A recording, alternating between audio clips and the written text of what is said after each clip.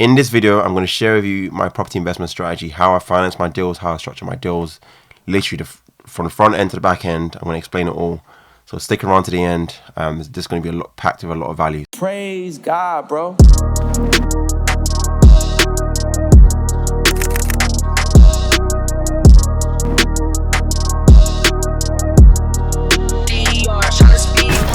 So, property investment strategy, the strategy that I've used and continue to focus on throughout my property investment journey is something called a BRR strategy. BRR stands for buy, refurbish, refinance, and then let me probably add the other R, rent. So everything I buy, I retain for rental income. I don't sell any properties. All the properties I have retained for the purpose of receiving rental income every single month. Because I go into property, and I think this is probably a great point.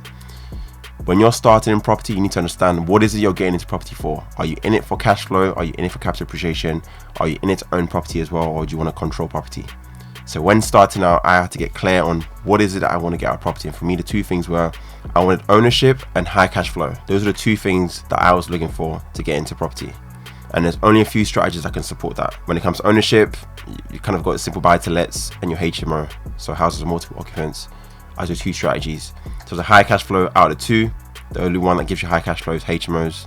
So if I put numbers against them, a buy-to-let will give you about £200 to £300 profit, versus a HMO can give you £1,000+ a month profit. So the easiest way for me to do this, or to achieve the goal, should I say, was to go down the HMO route, because HMO, I would need only a few of those to be able to hit that 5k mark, versus buy-to-let. So if I'm only averaging between £200 to £300 a month, let's call it £300, I would need over 15 properties to get to 5k a month, and that just sounded too big of a thing to do, or too much work to do. Versus if I went to the HMO, I would potentially be talking about 3 properties to get to 5k mark a month. So it was very clear which direction to go into. So to deep dive a bit more into the actual strategy of buy, refurbish, refinance, rent, I'm going to describe to you what kind of properties I look for and how I go about finding property, basically. So for me, it was very simple as well. I got very, very clear on what model I wanted to replicate. And for me, that was to buy properties that had 3 to 4 bedroom houses. We had 2 reception rooms on the ground floor, which easily meant that I can convert the building into a 6-bedroom HMO without even having to do anything external to the property, or even do anything clever to the property to achieve that. I've always looked for 3 to 4 bedroom properties to be able to add value and convert them into multiple units. And again, for me, when it came to deciding on an area, I didn't do anything clever. I looked for areas where were one, close to where I live, which I knew. 2, had investors in that were doing the same strategy as me. And if it worked for them, then it can work for me too. So I was not one to reinvent the wheel. I just literally replicated what worked. So I went around, even before kind of figuring out how I'm going to invest in the area, networking with people that actually already invest in the area, see how I'm trying to get insight into how they invest, how do they buy the property, how do they convert the building. So literally I was doing a lot of site days and paying people to kind of go to their sites to see their projects, just to get an insight and get a feel of the building. How does it look when it's gutted? How does it look when it's mid-refurb? How does it look when it's finished? And then kind of look at floor plans as well, start to learn about floor plans. How does it look from day one when you buy it versus how it's converted? What walls are being moved? How are you creating extra room through conversions, whether it's a loft conversion, a rear extension, whatever it is. I wanted to understand that on a floor plan basis, so I can kind of see where the creative bit was in terms of the drawings, how the artist has evolved the building from what it was to what the intended purpose was. So that was key for me as well. So kind of back to the kind of type property I buy, literally like I said, 3 to 4 bedroom house, 2 reception rooms, and that allows me to easily achieve a 6 to 8 bedroom HMO property on the back end. So that's the type of properties I find. In terms of how I secure the deals, I have always kind of been creative with it. I kind of know there's a big stigma around below market value, and I probably will create a whole video around this whole below market value. I don't personally believe in below market value. I believe in paying fair value for what the property's worth, or in paying above market value if the end valuation supports literally the deal. So if there's enough uplift by the value add I'm about to add into the building, which still makes the deal stack in terms of there's still profit within, there's still good healthy profit margins, why do I need to get it below market value? I'm just potentially limiting myself from getting an opportunity to do the deal. So I want to literally gain the deal by paying fair market value, or paying above what it's worth, knowing that there's enough meat in the bone to give some of my future profits away to the owner. So i.e. let them wait for me to go through planning, because a lot of my projects I've done, I've gone through planning to allow me to maximize the property space that we have, or just simply give me a chance to actually do the deal. And again, it all depends if the back end valuation supports what you're about to pay up front versus what you got to spend in between, which is the money to convert the property to its intended purpose. So that's the kind of wider lens and how I look at assessing deals. And obviously I can't go into details of exactly numbers and everything about this deal, but generally speaking, that's what I look for when trying to structure an offer. And in terms of actually funding the deal, the way I do this is I raise private finance. So my first ever deal, again, went straight heavy. HMO was the deal, because for me it was very clear that's the strategy I wanted to start off with and end with. I wanted to become the best at doing HMOs, so that's what I set out to do. So hence I started that. And it was, people probably look at me like, it's usually you're kind of taught that's a higher strategy to kind of start off with.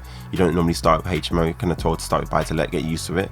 But I'm like, even if I do a buy to let and I decide I want to do HMO in the future, I haven't really learned anything in relation to HMOs. I'm still kind of, in my mind, basics. I still have to learn what the HMO rules are. It's completely different to a buy to let, simple buy to let. So let's get educated in how to invest in HMOs, learn what HMO building needs to include, how to support the regs, and just do the project. Work with a build team that's got HMO experience and delivered HMO several times over. So you're not having to fully know everything. You kind of can rely a bit on your team to deliver on the project that you're trying to do as well. So yeah, kind of back to the funding element. I've always worked with private investors, and this can be any individual really. It could be, I had people that were close to me, i.e. friends, work colleagues. Again, work colleagues probably the powerful one. I was fortunate to work in a company whereby people had a lot of money around them in their savings, so they had seen the hard work I'd put in to kind of go to networking events after work, or taking a day off on a Friday to go and do a 3-day course on a Friday, Saturday and Sunday, come back to Monday, come into work on Monday and talk about how the course went and stuff. So they'd seen me evolve over time in terms of my journey. So when it came to me asking for investment, or not necessarily asking for investment, but presenting an opportunity for them to invest with me to get better return on their money, they were very happy to kind of lend the money, and they kind of judged me based on how I presented myself at work, how hardworking I was, the attitude I had around work to delivering projects, not kind of taking no for an answer, kind of doing whatever it takes. These were attributes they kind of liked in me.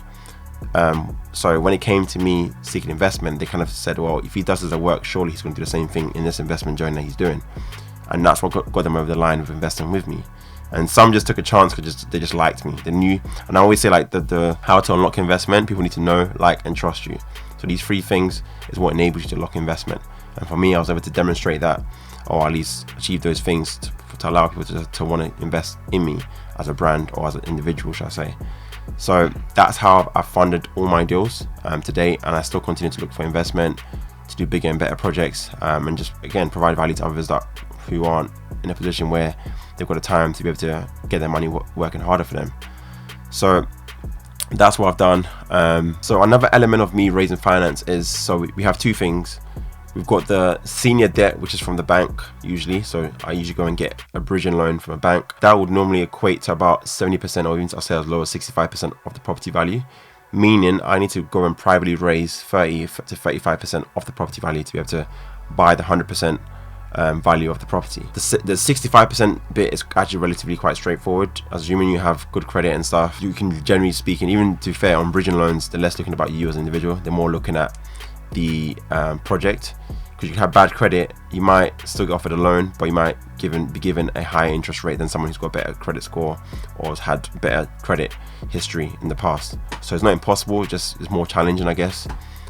So that's kind of the easier bit. And also the harder bit is trying to get investors to loan you money on a deal base, or it could be on just a loan base, like a personal loan base, and you go away, utilize the capital and pay them the interest, and then return the capital back whenever the agreed point is.